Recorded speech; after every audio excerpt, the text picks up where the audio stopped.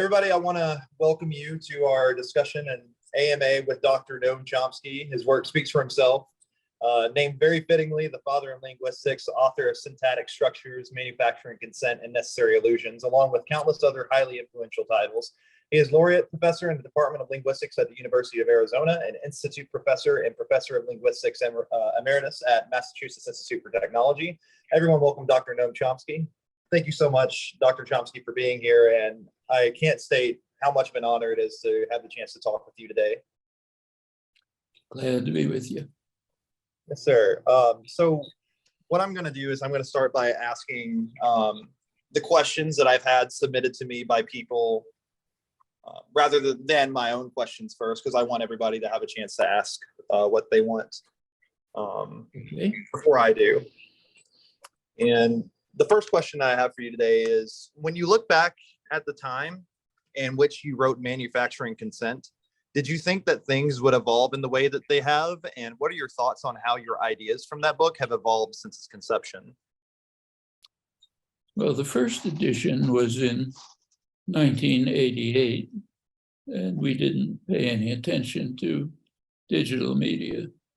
We revised the book slightly and not much in 2002, different introduction. We brought up the internet, which was then in early stages of use, and concluded at the time it didn't really much affect what we were saying, so we didn't comment on it. There's been a huge explosion of digital media since. They've had a major impact. Certainly very much worth discussing. But with regard to the specific issues that we were dealing with, unfortunately, Edward's not around any longer. But I think he would agree with me that the basic analysis remains essentially the same. And in fact, I keep writing about illustrations of it, as do others. Okay. That definitely answers that question, I'd say. I'm definitely interested in I just actually got done watching the YouTube documentary for Manufacturing Consent recently. But the next question that I have is, do you think that it is still necessary for those in power to manufacture consent, or is it enough to divide the would-be political opposition against themselves? Well, they certainly think it's important. There's massive efforts to manufacture consent going on right in front of our eyes, diverting attention from things we should be paying attention to and demonizing enemies, all sorts of things. So, for example, so many examples, I don't know what to pick. Take the attitude towards China. China is now described as the major threat to the United States, all over the place. Government, press, got to do something about China's aggressiveness. So how are we countering China? First of all, what is Chinese aggression? Secondly, how are we countering it? Well, is Chinese aggression off the coast of California? So I haven't noticed it. Chinese aggression turns out to be, there are lots of rotten things going on inside China. It's not aggression, it's not a threat to anyone. It's a threat to people in China. There are some actions in the South China Sea, off China's coast, where China's violating international law. Yeah, that you can deal with. It's a regional question that the powers can deal with, maybe US backing. That's about Chinese aggression. Beyond that, Chinese aggression is Chinese development, growth, expansion of its enormous influence through Eurasia with the huge Belt and Road Initiative, maybe the largest infrastructure of the development initiative in history, its expansion of its trade and development and loans into Africa and Latin America, its advances in technology. That's the Chinese threat. How do we deal with the threat? Well, we deal with it by, right now, for example, carrying out enormous naval exercises in the Pacific, threatening China. RIMPAC, it's called. I haven't seen a word about it in the American press, but these are huge naval exercises reported elsewhere, establishing a ring of so-called sentinel states to encircle China. That's the official term. South Korea, Japan, Australia, New Zealand. India is a reluctant partner, refuses to take full part, armed with advanced weapons aimed at China. The Biden administration sent high precision weapons to increase the threat. All of this is what's called self-defense against the Chinese threat. It's actually got an interesting history, which if we had a free and independent press would be reporting. It's what the War Department in 1945, at the end of the war, it was called a War Department then. That was, of course, what it was and remains. The term Defense Department was an Orwellian revision, but the Defense Department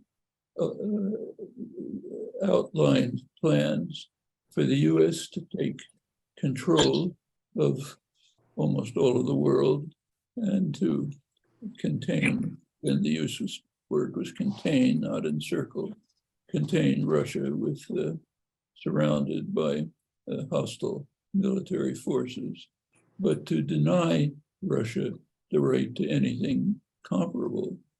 And the War Department pointed out that on the surface, this might seem illogical to have this extraordinary disparity in force and the use of force.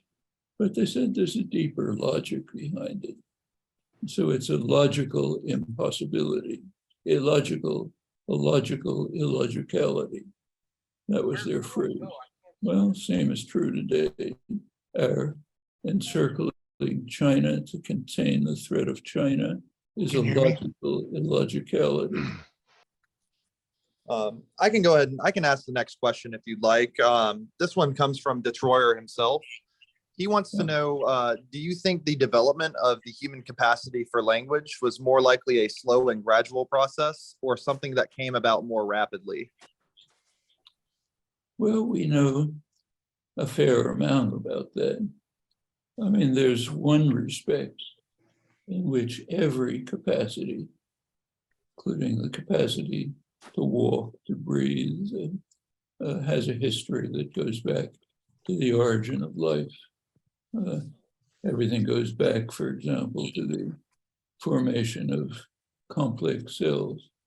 But if you look at the actual emergence of the capacity as something different from general growth and development, the human capacity for language seems to be extremely recent, probably along with the emergence of Homo sapiens roughly 200,000 to 300,000 years ago, which is an instant in evolutionary time.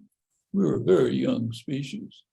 And if you look at the evidence we have available, prior to the appearance of Homo sapiens, there's virtually no evidence in the archaeological record of any symbolic activity or complex social organization or any of the other developments that would be associated with language.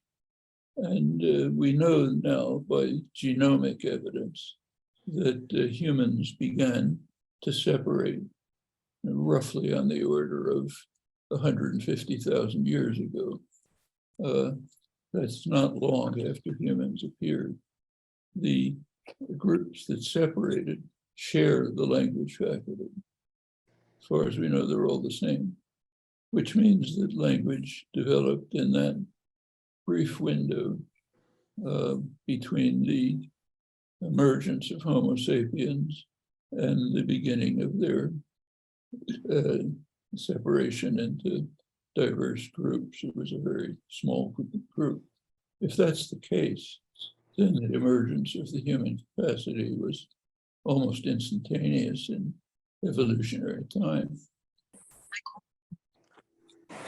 Okay, I have another question before I let somebody else ask a question here.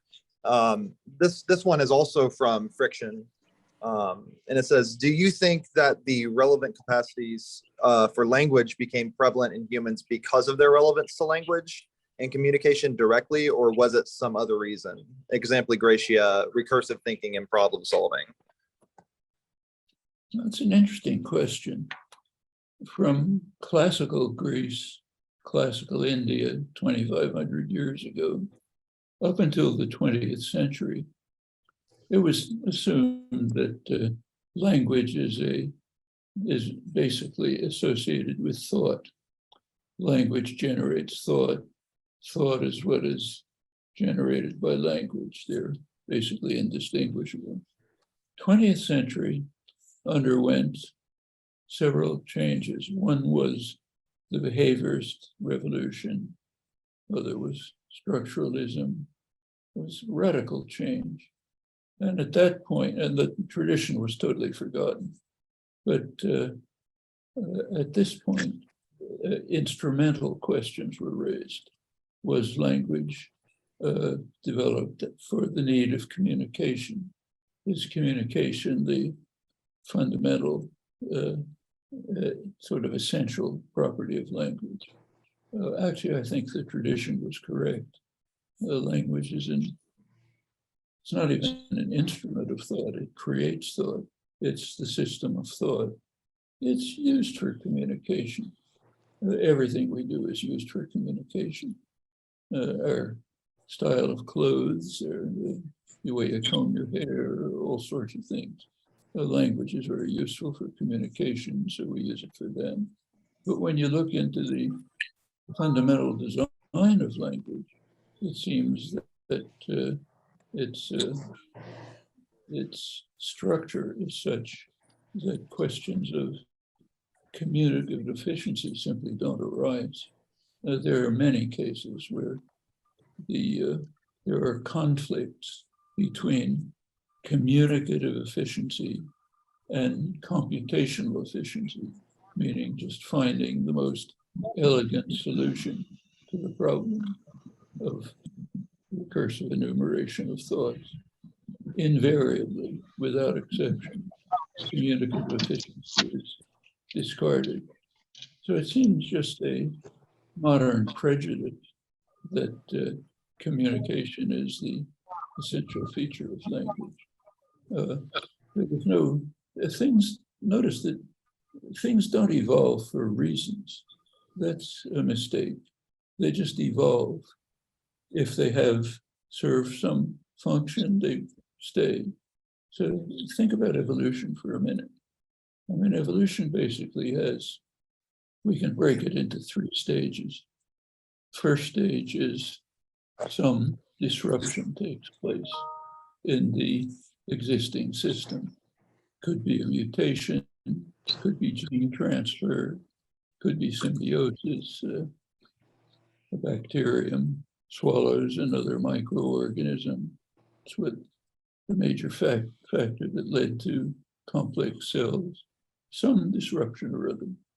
Second stage of evolution is that nature finds the simplest solution to the simplest way of dealing with the new system that arose. That's the second step. Third step of evolution is winnowing. The organisms that have more successful reproduction tend to persist.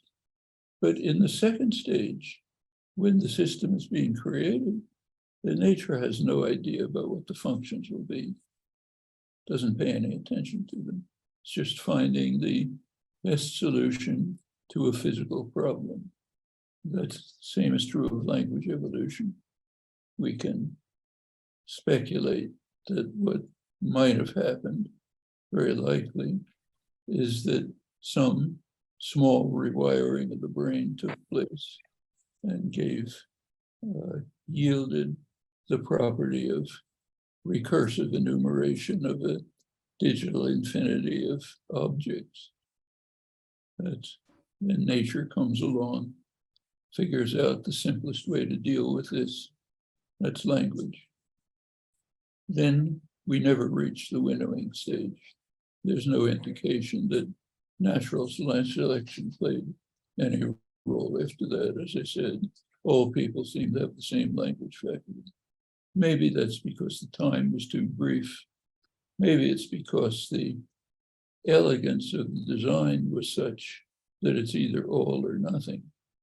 Can't fool with it. There's some evidence for that now. But in any event, the idea that evolution is for a reason is just a mistake. Evolution doesn't take place for reasons. It just takes place. Sometimes it works, sometimes it doesn't. You get reproductive success or you don't. All right, I think that definitely answers that question. I have a question from another member of the audience here, Rare Celdus, that's going to ask this question, if you don't mind. Hello, Professor Chomsky. I'm DM. I'm a philosophy student and activist. You have no idea how much you've had an impact on my thought. What advice would you give to an aspiring student to building healthy mentorships with their professor? With their professors? Well, if it's a decent professor, they'll be perfectly happy to set up normal human relations in which you interact, you learn from them, they learn from you. That's the way interaction takes place between, certainly in philosophy. Go back to the early days of philosophy, say the Greek, the Agora in Athens. Who was the professor and who was the student? Was Socrates the professor? He was asking questions. People gave answers. He discussed why he thought the answers weren't effective. The others listened, sometimes agreed, sometimes disagreed. That's philosophy. That's the way science works too.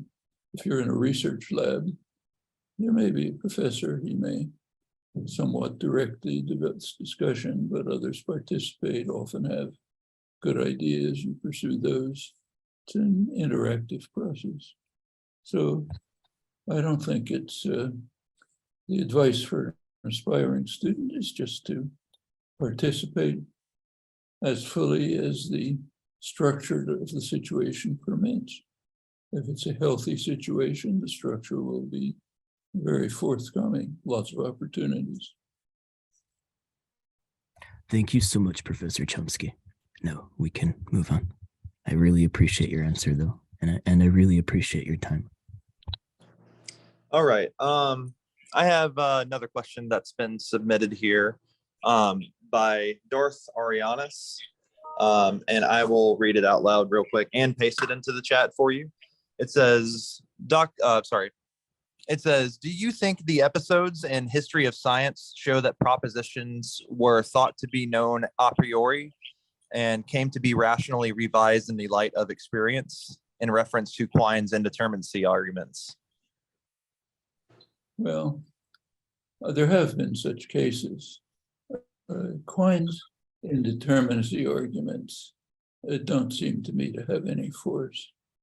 I was a student of Quine's. We argued about this a lot in the 1950s. There's a good deal in print of our discussions about them. As far as I can see, the indeterminacy arguments simply reduce to inductive uncertainty. I can't see any further evidence, any further indeterminacy argument. Quine has offered some, but they don't seem to be valid. In fact, Quine has an interesting article, which you might want to take a look at, 1969.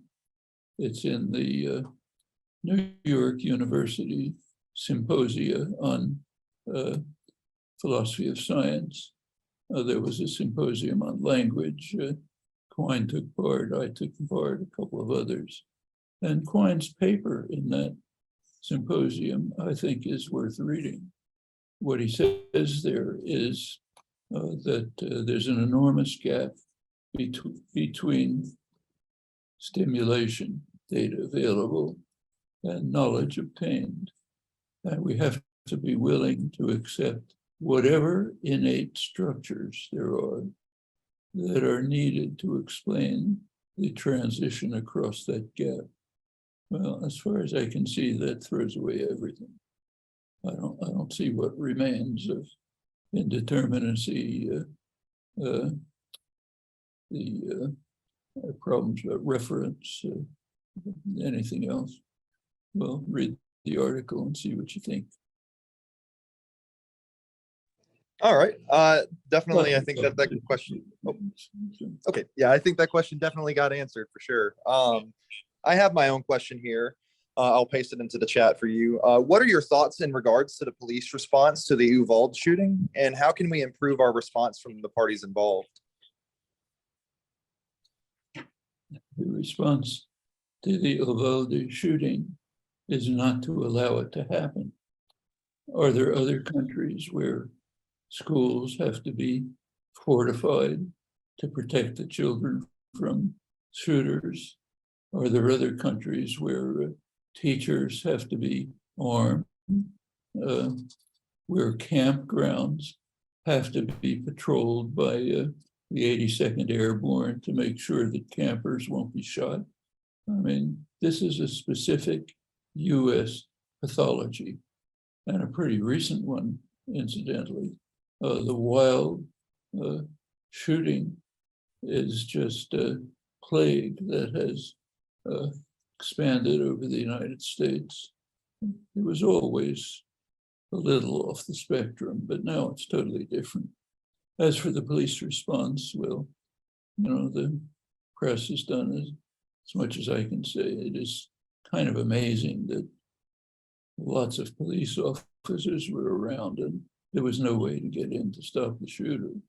But I don't think that's the crucial question we should be asking is not how to improve police response, how to better fortify the schools, how to teach the children how to hide under desks. The best response should be to ask, can we extirpate the deep pathology in our social order that permits these things to happen, whether they're in schools or shopping malls or, as of a couple of days ago, campgrounds? Yes, sir. That definitely is a very good response to that. I have another question here from a friend of mine in chat right now. His name is T Jump. Tom, if you want to ask him your questions, could you have them at the ready to paste into the chat real quick? Sure. Okay. And Tom is going to ask the question after he pastes them and paste his question into the chat. So my question is the rule following argument irrelevant to the biological functions of language in the brain? And can a particular physical state in the brain count as a solution to the rule following argument? I'm not sure what you mean by the rule following argument. The rule following argument that the Foundations of Language by Wittgenstein, his rule following argument. Oh, Wittgenstein? Yeah. I think Wittgenstein, first of all, he was talking about the use of language, not the nature of language. And what he's saying, what he argued is that when there's a rule, there's never any independent evidence about how to follow it. So to take his example, if you see an arrow pointing. You see what I can't draw it, but a line with the arrowhead here. You know what I mean? You don't know whether that means go in the direction of the arrowhead or the opposite direction. And he extended this argument to language. He said, if there's a rule that says a plural noun should have a plural verb, you don't know whether that's what the rule says or whether whether it means something else. And the only way you know, he said, is by general social conformity. This is wrong on all counts.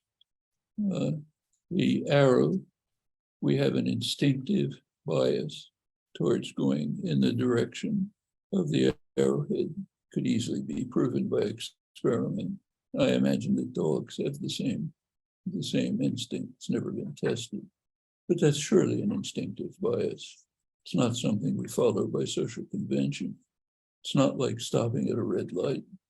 Stopping at a red light, yeah, that's social convention, but not going in the direction of an arrow. And there's nothing difficult to understand about stopping at a red light. Yes, it's laid down as social convention. You don't have to follow it. A lot of people don't follow it. Sometimes they get arrested. But if you want to conform to the social norms, you conform to them, period. No philosophical issue. As far as the rules of language are concerned, they're not social conventions. A 2-year-old infant isn't following social conventions. These grow out of our internal nature. They're there because that's the kind of creature we are. To some extent, there's a convention. Like, do you call this thing over here a cat or a cot, let's say, as in German? Well, that's a social convention. But that's like stopping at a red light, perfectly transparent. So I don't think there are any cases of the Wittgenstein or Crippy character. They just don't arise. All right. I have a question here that I'm going to paste in the chat as well. It seems to me as if recently what used to be genuine pursuits for the execution of social justice have been co-opted and taken to extremes by reactionaries.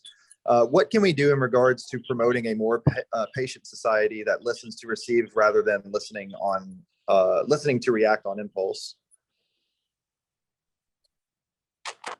There are old answers, the only ones we know. The answers are education, organization, mutual interchange, trying to raise the level of civilization. Can be done in lots of ways. So for example, if you go back to the 1950s and 60s, there were forms of human interaction that were considered quite appropriate that would be absolutely intolerable today. We just can't do those things because the level of civilization has been increased by activism, concern for rights of people who were not thought to have rights, concern for women's rights, which is totally different from what it was 60 years ago. Rights of Afro-Americans understood at a level which was never understood before. Well, that's how you improve society. There's no magic key. It takes a lot of work, just as was done by activists of the 60s and their aftermath. Hard work goes on right now. Many struggles about that today. But there's no magic keys, just hard, engaged work. Okay. Thank you again for that. Do you think the Supreme Court, in lights of your thoughts on the Supreme Court overturning Roe versus Wade, what are the next steps you expect to see from the American population in regards to that? Well, we can have a fairly good guess about what the Supreme Court has in mind. Justice Thomas informed us about it in his concurring opinion. He said we have to go on to look at a series of cases. If you look at those cases, they concerned the right to contraception, the right to choice of sex partner, and same-sex marriage. Those are the three things that Thomas said we have to proceed to look at next and probably overturn. The court is now in the hands of basically Catholic reactionaries. There is a deeply reactionary strain in Catholic culture. It's been sort of internal to Catholic debate recently, but the current majority of the justices come out of that movement. And that's the strict moral system that they want to impose on the country. It'll now be even more extreme with Coney Barrett, who comes straight out of that tradition. He's never been out of it. Well, that's a way they're imposing their deeply coercive system of moral rules on the country. The country's opposed. You look at polls, there's strong opposition, but the court does what it likes. That's been true throughout a lot of American history. If you look at the record of the court, it's mostly been a pretty reactionary institution trying to prevent social change, social moral advance, and so on. So this is not an aberration. It's also been long in the planning. There's been a long effort.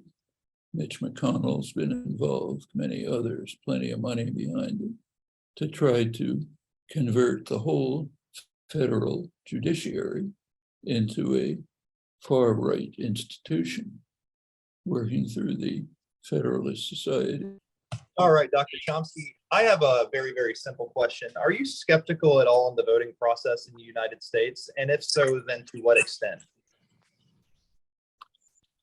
The voting process is very close to 100% perfect. There have been extensive investigations. Nobody can find it.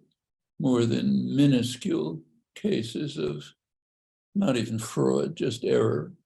I mean, occasionally you find a case where somebody voted in two constituencies, in two areas, didn't notice. But it's so close to perfect that there's no even serious discussion about it. It's the effort to try to cast doubt on it as part of the right-wing attempt, and I won't mince words here, to turn the United States into a kind of fascist dictatorship. That's not a joke. There are major efforts to prevent voting by the wrong people. So for example, sometimes they're almost ludicrous, like in Georgia, to try to restore Jim Crow. The state legislature, the Republican legislature, has passed laws that make it a crime to provide a drink of water to someone standing in a line to vote. Why? Because the voting booths are arranged so that in Black neighborhoods, a person has to stand in line for hours.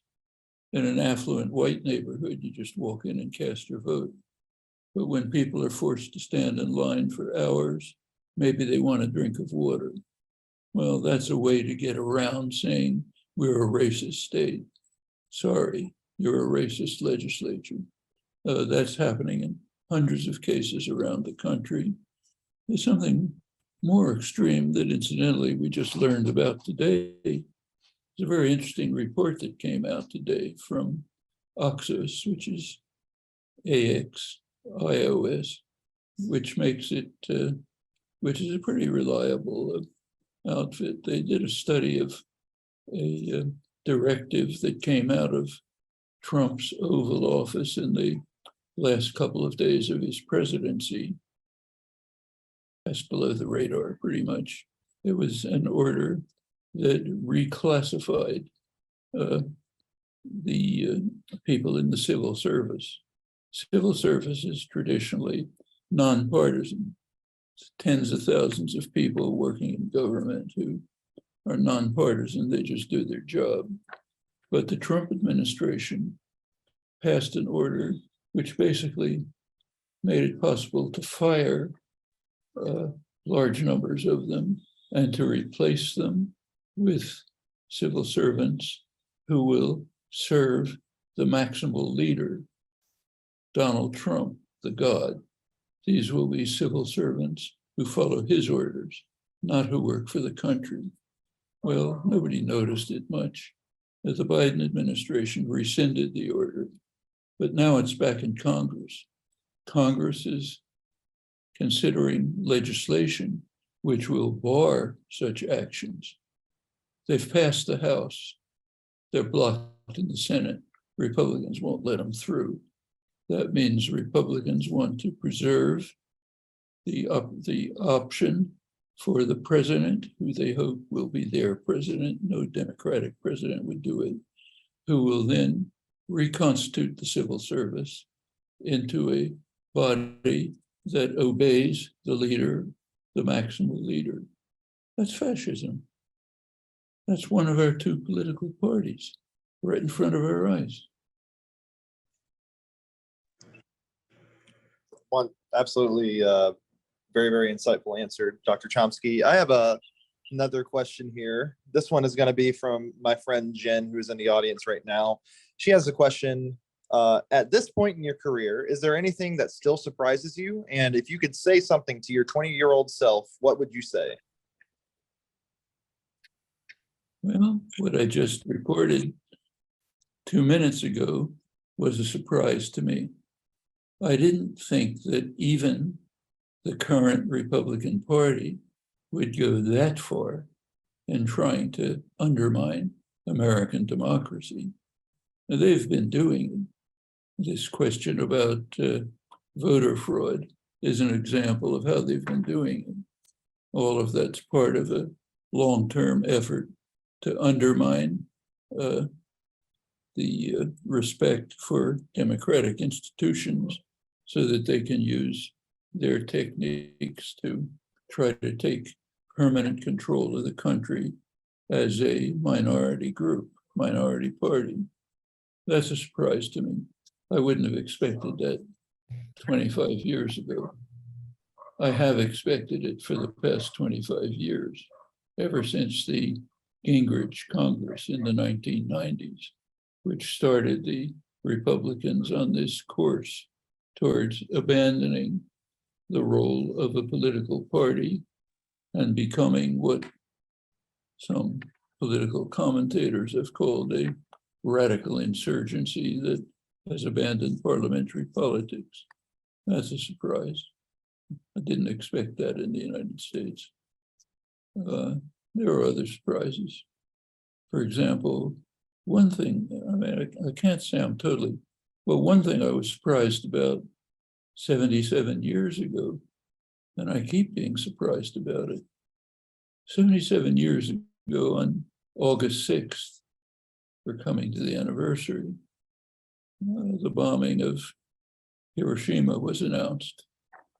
I happened to be a counselor at a children's camp at the time, off in the country. The announcement was made in the morning over the camp loudspeaker that Hiroshima had been destroyed by an atom bomb. Everybody cheered. Then they went off to their next activity, a baseball game, swimming, whatever it was. I was really shocked, not only at the lack of concern about what happened, but at the lack of concern about what it meant. What it meant was obvious. It meant that human intelligence had reached the point where humans were capable of destroying everything. Not yet. atom bomb wasn't that powerful, but it was obvious that it was going to come. And it did a couple of years later with thermonuclear weapons. So here was a message that came over the loudspeaker saying, we're now capable of destroying everything. Okay, let's go to our baseball game. When I got back to the city at the end of the summer, I found that that was the general reaction. And it's the general reaction up until today. A couple of days ago, Francis Fukuyama was taken seriously, gave a talk in which he said, we don't have to worry about nuclear war growing out of the Ukraine conflict. How do I know? Well, just trust me. There was a comment about that in the Canadian press by a veteran Canadian journalist, Linda McQuaig, who said correctly that that's the stupidest comment she has ever heard, and she knows that the bar is very low. Okay, she's right. Can you imagine? It's perfectly obvious that there's a potential escalatory ladder in Ukraine, which might well lead to a nuclear war, which is the end of all of us. But Fukuyama says, don't worry about it. I assure you it's not going to happen. In fact, if you look at US official policy, could go into this if you want, I've written about it.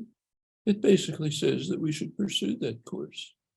Official US policy is that we should fight the war in Ukraine in order to severely weaken Russia. Doesn't matter what happens to Ukrainians, we have to weaken Russia.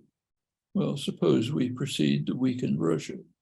Do they just say, thank you, that was nice, we appreciate it? Or do they respond with the weapons that of course they have, including nuclear weapons? In which case we're all finished. No concern, no comment about it. Well, does that surprise me? Yeah, after 77 years, still surprises me. Same is true on climate change. We're plainly racing towards a precipice. We have a little time to try to deal with the global warming before it leads to before we get to irreversible tipping points. Almost very limited concern about it. Not much happening. Nothing at all commensurate with the incomparable catastrophe that we're facing. I still find that very surprising. So there's 77 years of surprise. I never get over it. All right.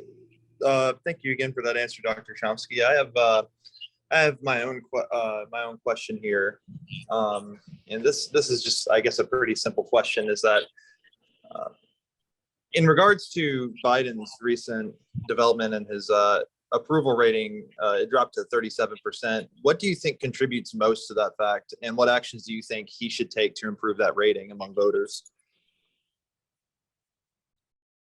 Biden is not my favorite person in the world, but he's being treated very unfairly, including by the liberal press. He's being blamed for things that are not his fault. The fact that the Republican Party is 100% opposed to any measure that he might take that would help the society, that's not his fault. The fact that Joe Manchin decides step by step to destroy every possible measure that would deal with problems that we face, it's not Biden's fault. The inflation, worldwide inflation, it's not Biden's fault. The fact that gas prices are going up, not Biden's fault. I mean, there are some things he could do, There are things he could do better, but overwhelmingly, these things are out of his control. So, and that's the reason for the decline in his ratings. It's very unfair. I don't know much what he could do about it. Thank you again. I have a question here from T-Jump that says, Israel has committed many crimes against the Palestinian people, but if any other major military power were in Israel's place, wouldn't they be far worse? So by comparison, does that mean that Israel would be less evil than most other major military powers? Well, we really have no other country that's in the modern period that's carried out similar crimes. So we're rightly concerned that Russia might want to occupy a part of Ukraine. Terrible crime. What about Israel? They're not only occupying territory that they conquered, but they are explicitly violating Security Council orders that say they must not settle in those areas and they must not annex them. They go ahead to annex them and settle in them and carry out almost daily crimes. Well, there's almost no counterpart to that. So it's hard to say. Actually, about the closest counterpart that I know of is Morocco, which invaded Western Sahara and refuses to relinquish it and is annexing it in violation of, in this case, not Security Council orders, but in violation of UN suggestions for a referendum. Well, I might say that in both of these cases, there is one country that has authorized all of the crimes of annexation. That's us. The United States authorized them all under Trump. It's alone in the world in that respect. So who do you compare it with? Absolutely. Dr. Chomsky, again, I think that's probably going to wrap up what we have planned, because I think you probably have plans too for the day anyways. But I think I've asked pretty much every question, and I wanted to say again how important it has been to us to have the chance to talk to you. I'm a 25-year-old philosophy major, and I'm actually technically a multidisciplinary studies major, but your work has been very, very important to me in understanding what my ideas are and how to articulate them. And I just wanted to say thank you from among the community for everything that you've done in the field. Thank you. It's my pleasure to be with you. Absolutely. Well, Dr. Chomsky, I certainly appreciate you taking some time out of your busy schedule to listen to us philosophical plebeians. Thank you. Yes, sir. Thank you so much. You have a wonderful day.